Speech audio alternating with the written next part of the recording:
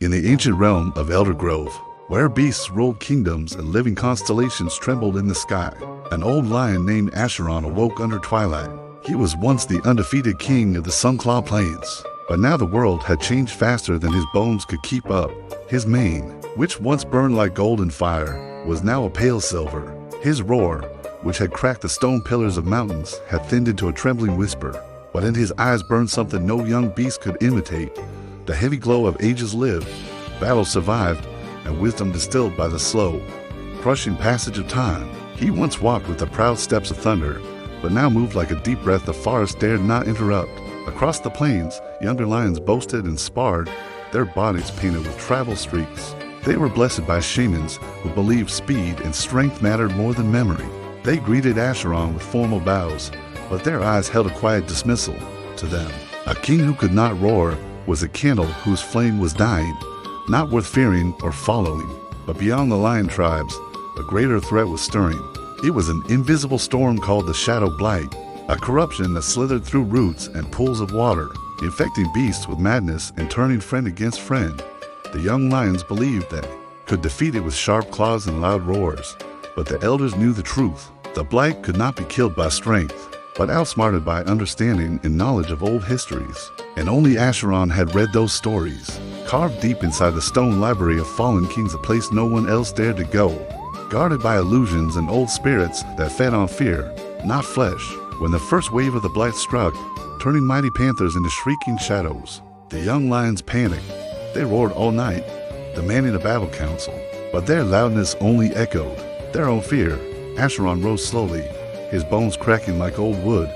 He whispered, "Gather round me, my children." They laughed. How could we hear wisdom spoken softer than the wind? They scoffed. But then, the wind itself stilled, blowing for the old king, allowing his whisper to float as clear as moonlight. Strength fades, but wisdom shines. They didn't understand, but they felt the weight of his words, and a reverent silence spread across the plains. Asheron explained that the blight was not a beast, but a memory wound in the land from a forgotten war where arrogance and strength had failed. He alone knew the path to the blight's heart, a hidden valley where shadows were born from ancient mistakes to heal the land. They must not roar at the darkness, but understand its origin. They had to create the roar it truly feared, a roar of truth, not power. Confused but desperate, the young lions followed him. Their greatest warriors had already fallen to madness, and this whispering king was their only hope. Their journey led them through caverns of echoing ghosts, where every step was a memory given form. Here, Asheron's whispering roar guided them in ways strength never could. Where young lions charged blindly, he told them when to stop. He showed them with symbols in the stone-marked poisons, what vines hid old traps, what runes opened doors of illusion. Each time, he whispered, the world seemed to listen, as if it had waited centuries for that soft voice to return. The young lions learned that the world bends not to loudness, but to truth. When they reached the Valley of Forgotten Claws, the blight took physical form. It became a towering shadow lion, made of screams, regrets, and illusions of past kings who had failed.